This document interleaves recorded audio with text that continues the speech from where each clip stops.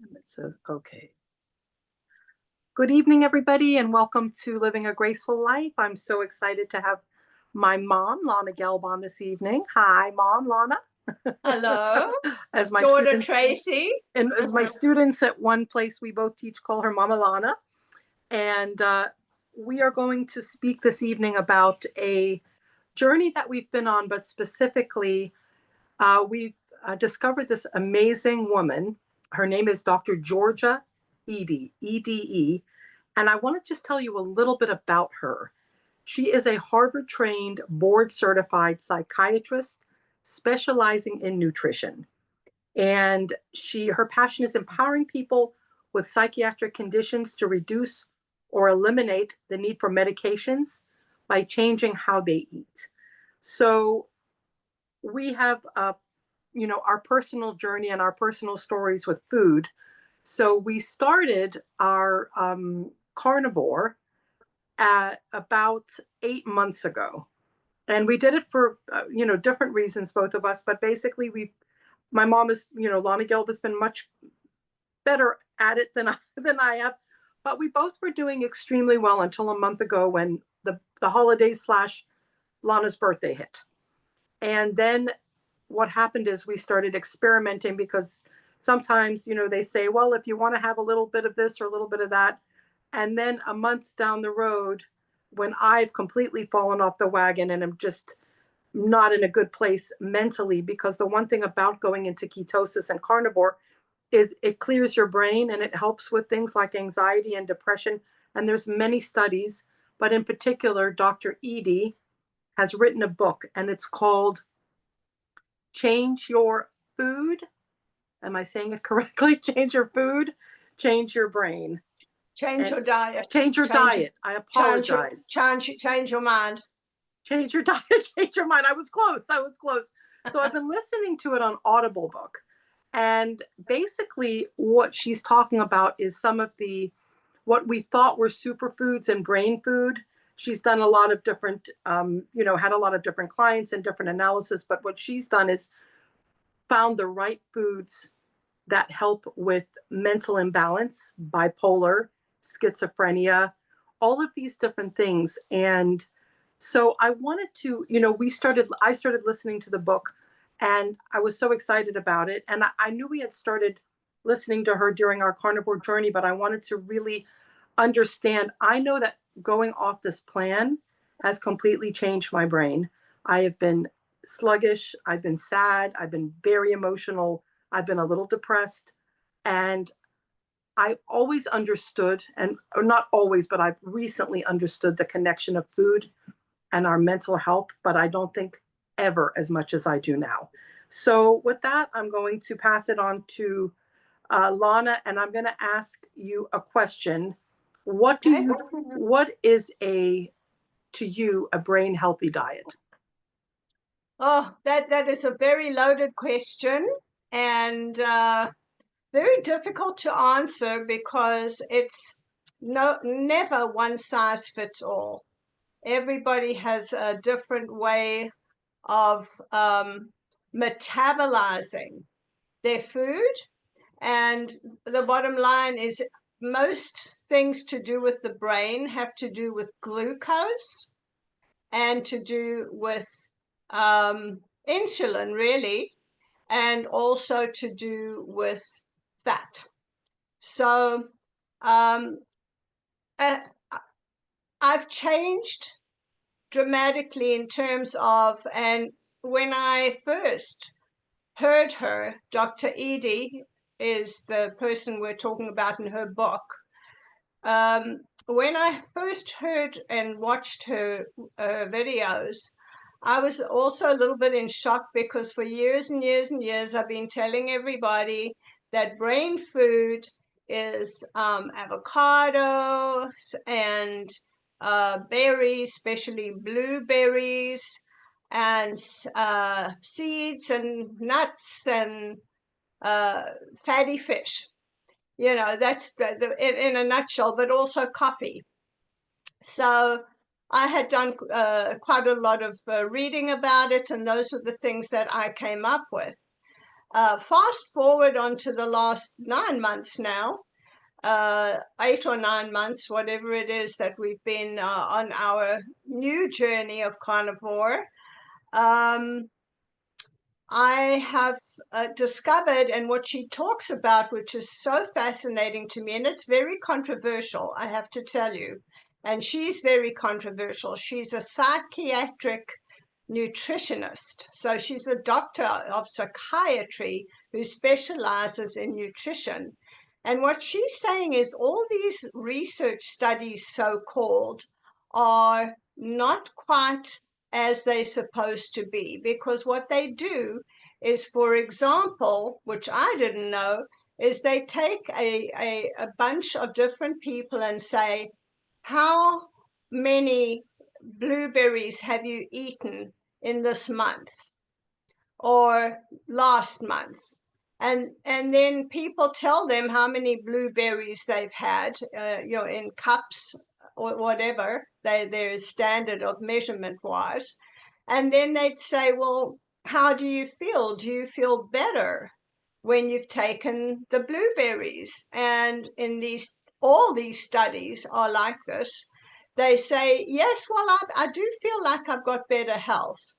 That's so wishy-washy. It's not science. So she talks about this and says that we've been hoodwinked by being sold all the things that I just mentioned, all the different foods, because there's really no scientific studies for blueberries and seeds and nuts and things like that. So it's really an interesting thing, because we are very much brainwashed and conditioned, and as was I for 50 years. So that's my answer. I think that our brains need nourishment, and we need to find out what that nourishment is for you, for me. We're all individuals and we all have different needs, and we have different metabolism, how we process our food. So it's really important to understand that the brain needs glucose, and it needs to have high insulin in there. And what happens with the brain and with with some of these foods, they literally stick like glue to the blood-brain barrier. So the insulin can't get through when you're eating all these high glucose, high sugar content foods and high carbs. That's what happens. So I've always known about a leaky gut is a leaky brain, but I never knew about these clusters of clumps that stick to the brain. The brain needs fuel, it needs energy.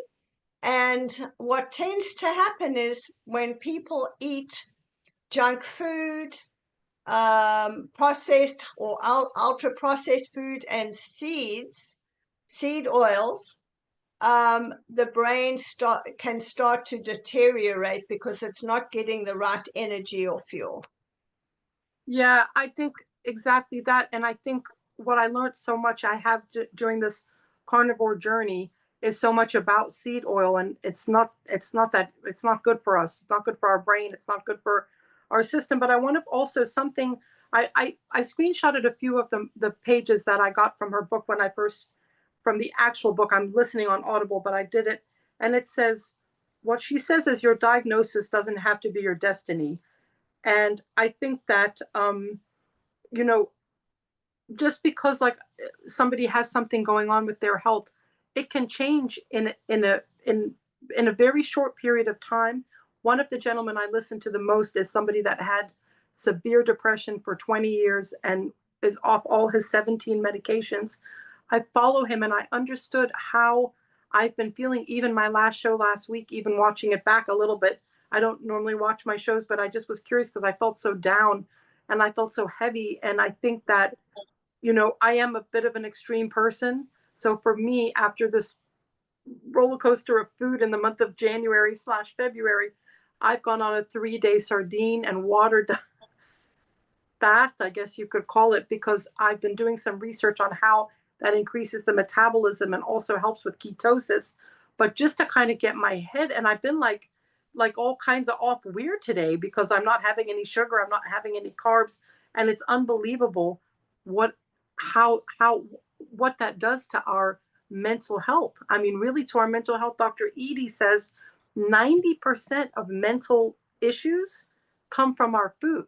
So I've never understood that more clearly than I think my mom and I both feel, and me especially, because I went off quite a bit more than she did. In order to know what you've done wrong in a way, or in order to fix the situation, we have to understand, or I have to understand that eating, if I do it once in a blue moon and have a little treat, that's one thing. But Uh-oh, you're frozen. Okay, so I'll take over because she's frozen right now. So we both went off since. Oh, you were frozen for a little bit there. oh, So am I back? you're back. Okay. So just know what I was saying is, like you said, it is extremely individual, but I know that this new way of eating for a lot of people where it's very high, high fat, high protein content has been very healing for the brain. Working in the demographic that we do, both of us, and seeing people in all stages and ages of their lives, and to see what a lot of these facilities where we work, what they eat. And it's mandatory. I say mandatory because that's what they're served. It has affected them in so many different ways, but I really believe it affects the brain. It's very powerful, but it's also a journey of understanding. Like I told my mom, like, how long do you think I'm going to feel like this? And she's like, it'll be probably instantaneous within a week, because I'm going to be nourishing my body in a way that I haven't been. And I've just been on a tear, and it really is important. It's so important. I can't explain enough how bad I felt eating this way and how good I felt when I wasn't eating this way. And I know that seems very simple, but it's very I know it's easier said than done, and I can't even believe I've done sardines for a day and a half just because I was on such a bad path. So, with that being said, something I want to talk to you about is the three principles that she spoke about, and I want to get your thoughts on the three things she said about nourishing and protecting the Yes. essential nutrients and the animal foods. Yes, well, she made a statement saying that it was absolutely vital for the brain to have some animal foods. Now, I haven't read the whole book. I've seen lots of her YouTubes. So there was no distinguishing what animal foods really meant. But I'm taking it that she's talking about red meat. I know that, and meat products, and probably fish products like, fatty salmon and various other things like the sardines and the anchovies. I know some people just do not like anchovies. You either love them or hate them, but that's a superfood. Now, does she talked about superfoods and how we've been trained to believe that this is a superfood, and that means that you're going to be super healthy, like with the berries or with the avocados or with various vegetables that they've touted. But apparently they are not really superfoods. So we need to pick and choose what we eat, because we have, like I said, we've been taken on a road that's not necessarily the right road, and it has been for decades. So she talked a lot about Alzheimer's and about how our brains are deficient, many of us, in insulin, and that we're insulin resistant. And that is, according to her and many other doctors, and Dr. Chafee, another neurologist I follow, is because we don't have all the requirements, the nourishment for our brain that we need, which causes strokes, it causes Alzheimer's. It causes also, she talked about tinnitus, which really bothered me. Right now, I don't have it, but I did get tinnitus. It started in April, I believe. And she talks about 90% of people with Alzheimer's, with breast cancer, with colon cancer, with Alzheimer's, all and more. She gave a lot of different things. Have a 90% of those categories, including tinnitus, have insulin resistance in the brain. And this comes from 90% of it comes from food, as Tracy said, and it comes from the wrong carbs. It comes from seed oils. Now, the seed oils are anything to do with seeds, which means vegetables, really. And it's also, canola. And she was talking about how doctors have been recommending oils like canola as a saving grace. And it's really the most processed, high, wrong fat for the brain. Our brain is, I know this for a long time, is 60% fat. So many people are depriving themselves of fat, of that nourishment, of the fat which we need to keep feeding our brains. And it needs to be not canola oil. We need saturated fat. And how many of us have been told, don't ever you have saturated fat? Well, that's what the brain thrives on, and that's when the brain is healthy. And we're talking about healthy in terms of function, in terms of energy, in terms of fitness. How fit is your brain? Do you have good health? So that's really, I don't know if I answered the question or the. Yeah, absolutely. And I also, I put another little part of her, I like I said, I dog eared a few things that I thought were really important. That she said she is one of a growing number of physicians around the world who comes to believe that people who apply the truth about nutrition science to their lives can experience life-changing improvements in their health and well-being. Her nutrition philosophy is grounded in evolutionary science, human metabolism, and food biochemistry. And I think, looking around in my life, different people that I meet, but people that I've also grown up with, and that at all our circumstances and the way that we eat and the way that we've, you know, food has evolved in our life has had a tremendous effect on all of us, whether it's someone being too thin, someone being too heavy, someone being bulimic, someone having different things. I know because of the years I was bulimic and because of all the issues I've had with food that I have to strive a little extra. I mean, I was really getting frustrated to the point that I was even contemplating doing something crazy like a Ozempic shot or one of those. I'm not putting anyone down for doing it. Please, please don't think that. I just know for me, it's not the answer. It's just not the answer. I've done enough things in my life to myself that I want to do this as natural as I can, because I believe in, for me, being holistic now and having just, no medication and barely ever taking an aspirin and doing all of this has been very, very important for me as somebody that comes from a substance abuse of drugs and cigarettes and alcohol. And you guys all know my story. But my food is like, I feel like it's kind of like the last piece in the puzzle, and I'm learning so much about it. And the carnivore journey, besides anything else, has kind of made me learn even more. It's really has, as good as I've felt. And this is something that the gentleman that I follow said. He doesn't go off it because he never wants to feel again like he felt those 17 or 20 years when he was clinically depressed and on all the medication, didn't want to leave his room.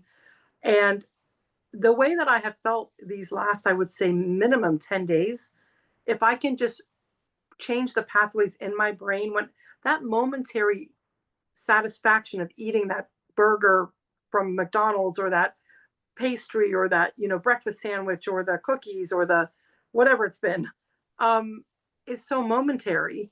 And somehow the brain just craves that, or mine does, and my body, or whatever it is, craves it. And then once it's over, I feel horrible. And accumulation of that has just brought me to a funk, and realizing that I'm so grateful that I understood yesterday that that had to be my last hurrah. So I stopped eating early in the day after having our little Super Bowl treat, and started the sardine fast. And by Wednesday afternoon, when I can go back to steak and eggs, because that's what I'm going to do. That is what's been working for me.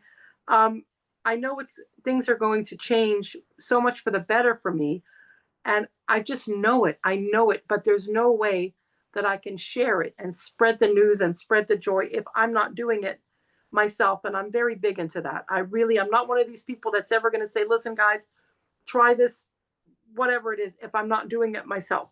So I feel like there are no coincidences. And the day before yesterday, I was scrolling through my phone. I don't want to listen truthfully about the news right now. It's a lot. I don't want to listen. I mean, I've listened to, and I've listened to Wayne Dyer, and I love him, but I've listened to the same video, 15 times. I have them memorized, all of them. So I wanted to listen to something new, and I went through my Audible books, and I must have downloaded it, and this beautiful book came up, and I thought, this is a sign I need to listen, because it's all about mental health and food. Mental health and food, that's like my game. And I've spent the better part of my adult life trying to heal mentally, especially these last 7.5 years since we lost Janine. So I know that for me, this is everything. This is crucial. I was telling my mom, my ring is tight. I feel bloated. I'm just not feeling good. No other way, not that I'm feeling sick, but I feel not myself, not myself. And I know the last thing I want to do is when I say bring bad food in the house, I'm talking about bringing in dark chocolate or cheese or things, an occasional other. My mom is going to eat these things. My mom is, I don't want to ever bring something in the house that's not going to heal us and to make us healthy, or to keep us healthy. So, that being said, I feel this was a very important time for me to find that Audible book, and I'm listening to it, and more than likely I will listen to it several times. One of the things I wanted to mention, and thank you for sharing that, because that's the hard thing to share, and we all respect and love you for that. Thank you. Is that one of the things I love about Dr. Edie is she's not like straight out carnivore. She talks about ketosis, and I know that she does have some thoughts about the keto realm, but there's keto and keto, just like different people when they're vegan or vegetarian or pescatarian, have just different kinds of approaches to them. And like I said at the beginning, not one size fits all with any of this, because we need to learn what our bodies feel good with and how we feel, because that's the mental health side. It's how you feel when you've had a meal, or when you've cheated, or when you know that food is not good for you, whatever it is. And it's something that's very innate in us, because we need to eat to live.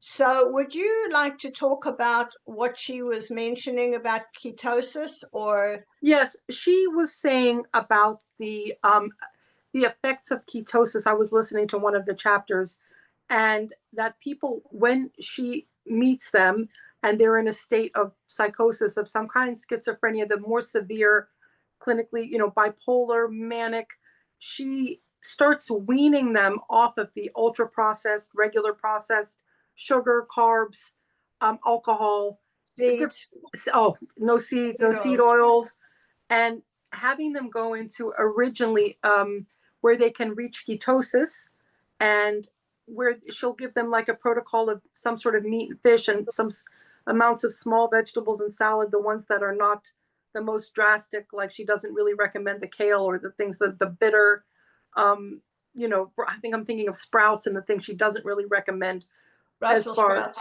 yeah, Brussels sprouts. But in order for them to start feeling better again, and ketosis does many different things. It includes obviously weight loss. It keeps you in a state where your metabolism aligns. And she's into, besides the whole mental thing, the metabolic thing. I think about when she speaks about insulin resistance. That's when people can get diabetes and they have the layer of tummy fat around here, which is the unhealthy, a part of the whole thing. So she's just a good guide for me. I loved being on keto originally when I started the keto three and a half years back, 3 years back, but I was doing it they call it like a kind of dirty keto, where it's a lot of keto snacks, the wraps, the low carb, mission carb wraps with mayo and, ham and cheese and all of that, which is considered keto. And I did lose weight with it, definitely. But as when I started doing the carnivore and the strict carnivore and staying away from many sauces, most sauces actually, except hot sauce, and those type of things. And totally, I mean, I don't drink alcohol anymore. Once in a blue moon with my girls, I'll have a couple vodka and club sodas, which is very low carb. It's considered like a keto drink. So I want to, stay in ketosis as every single day if I can, so that I can feel good and have my brain heal. And it's important. It's very important. And I recommend people reading her book. I think it's very, very powerful. She says, and I'm going to say the name of the book now correctly, but firstly, she says, the empowering truth is that the human body is engineered to function beautifully if it's fed and cared for properly.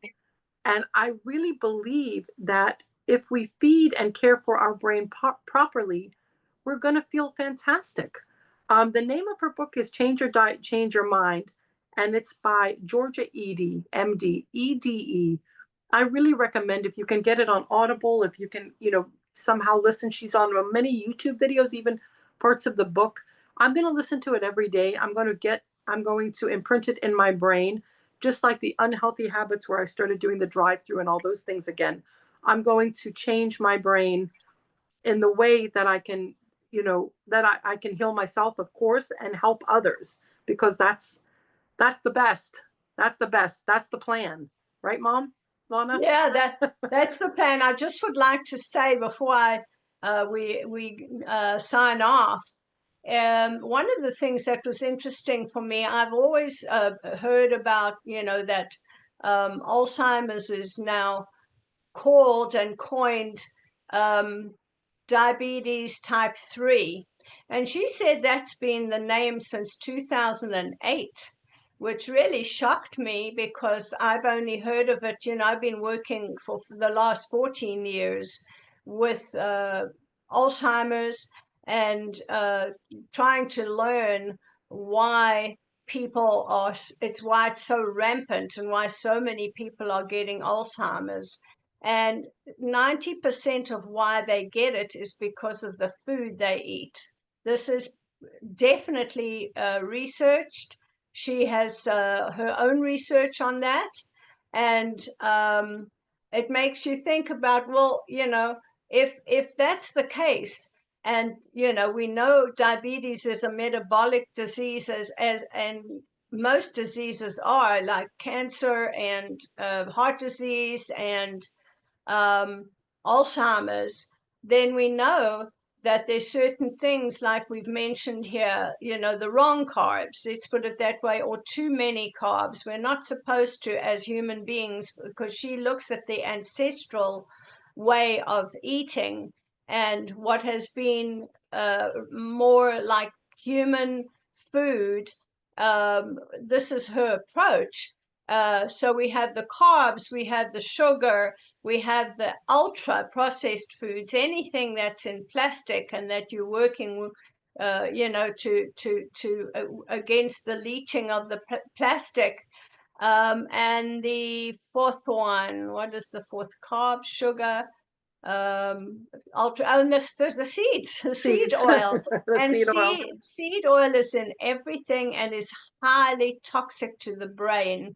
I want people to really understand that, so that every time you are eating seed oil, it congeals on the blood-brain barrier and it doesn't get any kind of nourishment to the brain. And we are all about nourishing the brain. So that's my last word. Thank you And so much, Lana, for joining me this evening. I really appreciate it. Thank everybody so much for being with us, and have a thank you. wonderful night. Thank you for having